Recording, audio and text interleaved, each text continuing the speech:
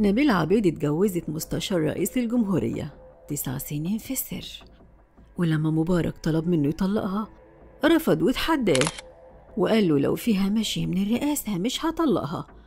معبودة الجماهير نبيلة عبيد واحدة من أكتر النجمات اللي لهم تاريخ مثير في عالم الفن والسياسة، ومش بس علشان قدمت الفيلم التاريخي الراقصة والسياسي، لأ، ده وصل بيها الحال إنها اتجوزت مستشار رئيس الجمهورية محمد حسني مبارك، وفضل الجواز ده 9 سنين كاملين. وعشان تعرف سر الحكاية دي كمل معانا الفيديو للآخر. نبيلة عبيد كان ليها قصة وحكاية ورواية مع الجواز، وبعيدا عن الأعمال الفنية اللي ملهاش آخر واللي قدمتها للسينما والتلفزيون، فالنجمة اتجوزت 5 مرات.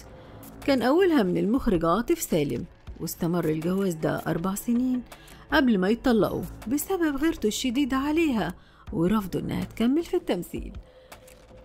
الفنانة اللي خطفت قلوب المصريين سنين طويلة اتجوزت في السر من المخرج أشرف فهمي قبل ما تتطلق منه وتوصل لأهم محطة في جوازاتها كلها لما ارتبطت بالدكتور أسامة الباز مستشار رئيس الجمهورية محمد حسني مبارك. وقتها نبيلة اللي قدمت فيلم الراقصة والسياسي، وكان فيه أكبر انتقادات للمسؤولين السياسيين والنظام وقتها، قررت إنها تطبق الفيلم على أرض الواقع، ووقعت في حب مستشار الرئيس مبارك، وفعلا حصل الجواز واللي استمر 9 سنين كاملين علشان تبقى دي أطول جوازة لمعبودة الجماهير. جوازات نجمة الفن واحد من أهم السياسيين في البلد ما كانتش في العلن، وفضلت في السر السنين دي كلها لحد ثورة 25 يناير، وبعدها طلعت وكشفت المستور واتكلمت عن علاقتها بمستشار الرئيس مبارك واللي عرف بموضوع جوازهم.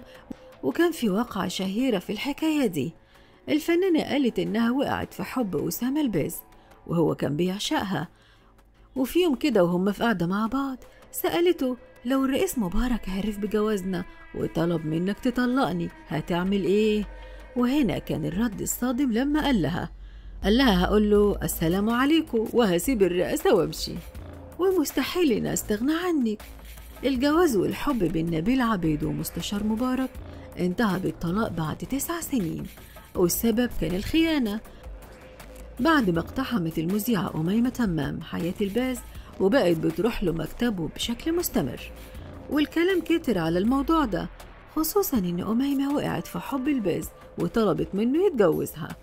وقتها واحدة من الصحف نشرت تفاصيل العلاقة اللي بتجمع مستشار مبارك والمذيعة، وهنا اتدخل الرئيس مبارك وقال له لم الموضوع يا أسامة وكفاية فضايح لحد كده.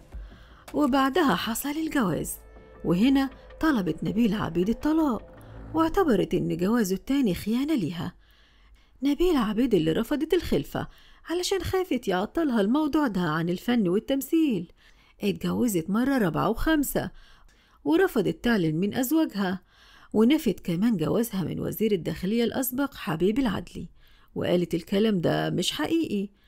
نبيلة عبيد طبقت فيلمها التاريخي الراقصة والسياسي في أرض الواقع، وياما هنشوف في الوسط الفني حكاوي وأسرار لسه ما اتكشفتش.